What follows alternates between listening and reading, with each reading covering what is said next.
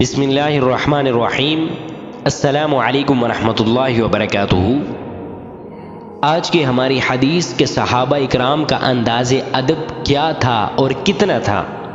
حضرت اسامہ بن شریک رضی اللہ تعالی عنہ نے فرمایا، قال اتیت رسول اللہ صلی اللہ علیہ وسلم واصحابہ کانما علی رؤوسہم الطیر، کہ اسامہ بن شریک رضی اللہ عنہ نے فرمایا کہ میں امام الانبیاء صلی اللہ علیہ وسلم کی خدمت میں حاضر ہوا تو میں کیا دیکھتا ہوں کہ صحابہ اکرام اس قدر ادب سے بیٹھے تھے گویا ان کے سروں پر پرندے ہیں۔ اللہ اکبر۔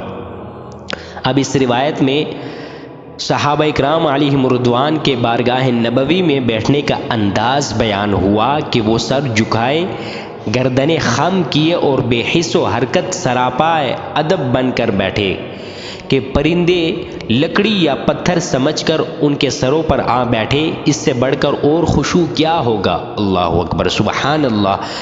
اللہ رب العزت ہمیں احادیث کو سننے اور اس کی ادب، جہاں ہم دیکھیں کہ امام الانبیاء صلی اللہ علیہ وسلم کی احادیث بیان ہو رہی ہیں، باوضو ہو کر، با ادب ہو کر وہاں بیٹھے اور ان مجالس کو اختیار کریں۔ اللہ رب العزت ہمیں ان احادیث پر صحیح معنوں میں عمل پیرا ہونے کی توفیق عطا فرمائے۔